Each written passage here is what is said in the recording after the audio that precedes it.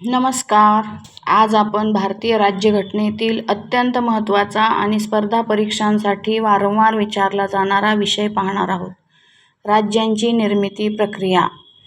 भारतामध्ये नवीन राज्ये कशी तयार होतात? राज्यांच्या सीमा कोण बदलतो? एका राज्याचे विभाजन करण्याचा अधिकार कोणाला आहे? या सर्व प्रश्नांची उत्तरे आजच्या व्हिडिओमध्ये आपण सोप्या आणि अभ्यासपूर्ण भाषेत समजून घेणार आहोत. म्हणून हा व्हिडिओ शेवटपर्यंत नक्की बघा. भारत राज्यांचा संघ.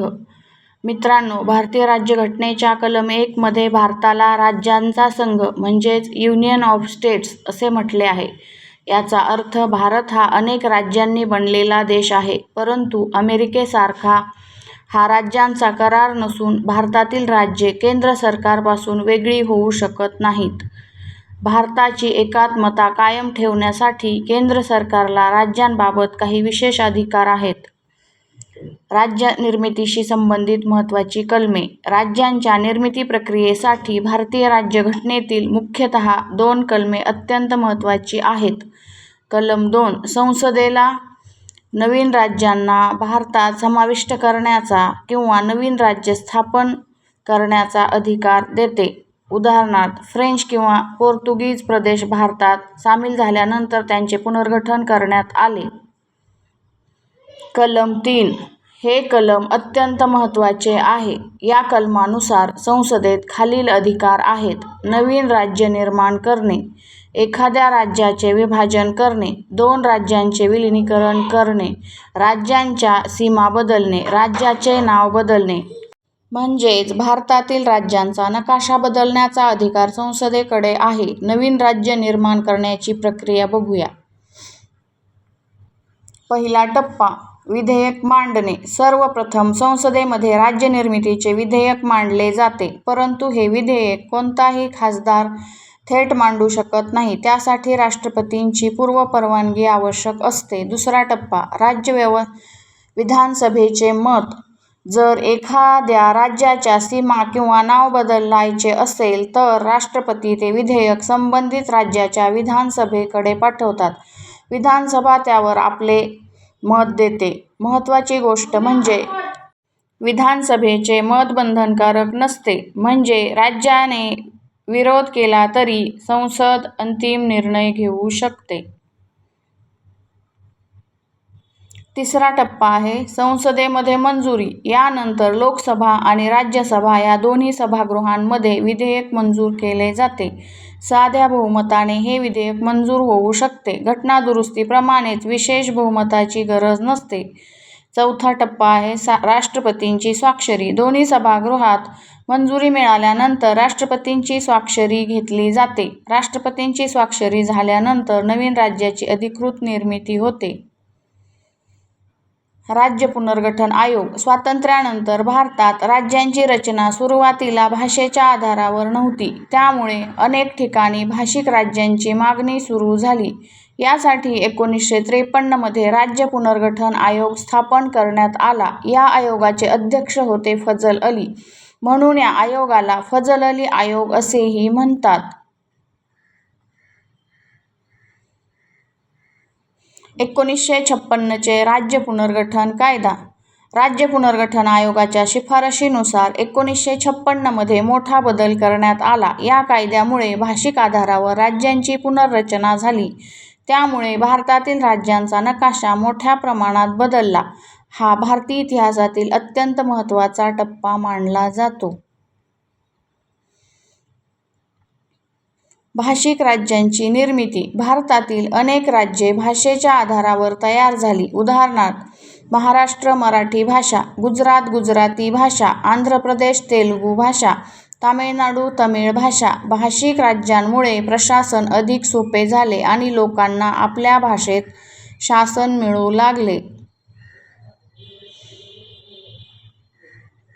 तेलंगणा राज्य निर्मिती. भारतातील सर्वात नवीन राज्यांपैकी एक म्हणजे तेलंगणा. 2 जून 2014 रोजी तेलंगणा हे राज्य आंध्र प्रदेशापासून वेगळे करण्यात आले. हैदराबाद ही त्याची राजधानी ठरवण्यात आली. तेलंगणा निर्मितीसाठी अनेक वर्ष आंदोलन झाले होते. यातून आपल्याला समजते की भारतात लोकशाही मार्गाचे नवीन राज्यांची निर्मिती होऊ शकते. केंद्र सरकारचे वर्चस्व. भारतीय राज्यघटनेत राज्य निर्मितीचा अंतिम अधिकार संसदेकडे दिला आहे. यावरून भारताची राज्य व्यवस्था संघात्मक असली तरी केंद्र सरकार तुलनेने अधिक शक्तिशाली आहे. म्हणून भारताला केंद्राकडे झुकणारी संघराज्य व्यवस्था असे म्हटले जाते.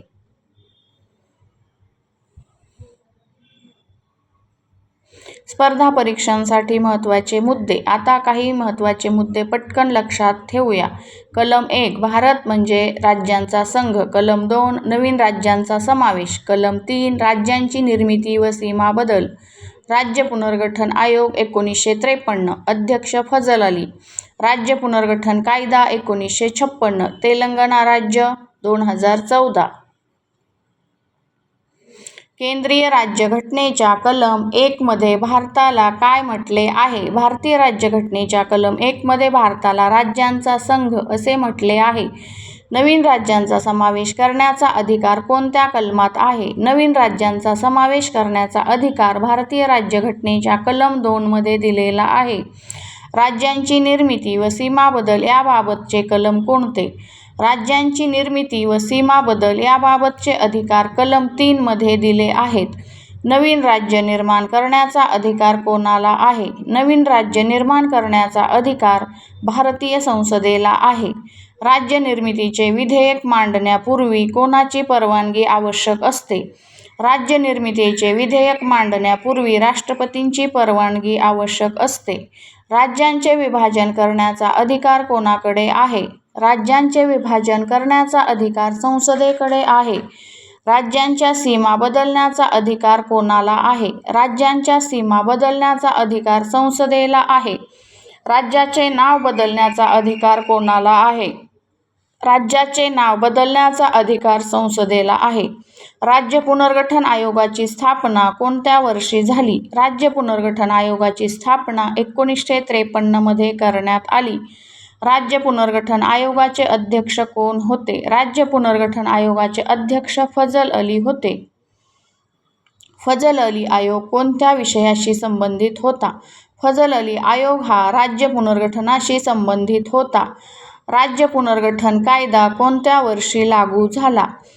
राज्य पुनर्गठन कायदा 1956 मध्ये लागू करण्यात आला.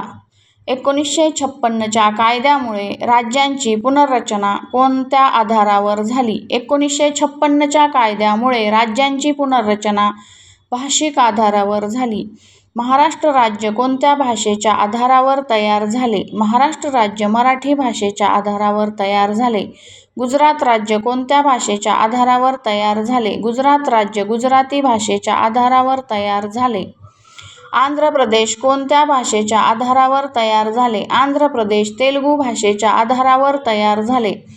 तमिळनाडू राज्य कोणत्या भाषेच्या आधारावर तयार झाले? तमिळनाडू राज्य तमिळ भाषेच्या आधारावर तयार झाले.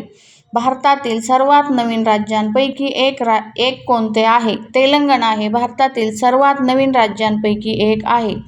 तेलंगणा राज्याची निर्मिती कधी झाली? तेलंगणा राज्याची निर्मिती 2 जून 2014 रोजी झाली. तेलंगणा कोणत्या राज्यापासून वेगळे करण्यात आले? तेलंगणा हे राज्य आंध्र प्रदेशपासून वेगळे करण्यात आले.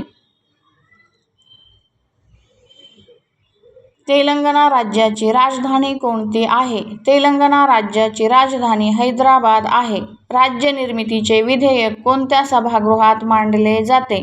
राज्य निर्मितीचे विधेयक संसदेमध्ये मांडले जाते. राज्य निर्मितीच्या विधेयकावर संबंधित राज्याचे मत कोण मागवते? राज्य निर्मितीच्या विधेयकावर संबंधित राज्याचे मत राष्ट्रपती मागवतात. राज्य विधानसभेचे मत संसदेसाठी बंधनकारक असते का? राज्य विधानसभेचे मत संसदेसाठी बंधनकारक नसते. राज्य निर्मितीचे विधेयक कोणत्या बहुमताने मंजूर होते? राज्य निर्मितीचे विधेयक साध्या बहुमताने मंजूर होते.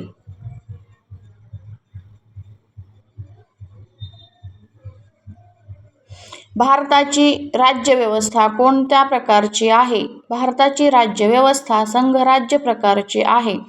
भारताला केंद्राकडे झुकणारी संघराज्य व्यवस्था का म्हटले जाते? केंद्र सरकार अधिक शक्तिशाली असल्यामुळे भारताला केंद्राकडे झुकणारी संघराज्य व्यवस्था म्हटले जाते. भारतीय राज्यघटनेतील कलम 3 मध्ये कोणता अधिकार दिला आहे? भारतीय राज्यघटनेतील कलम 3 मध्ये राज्यांची निर्मिती व सीमा बदलण्याचा अधिकार दिला आहे. राज्य पुनर्गठन आयोगाला दुसरे कोणते नाव आहे?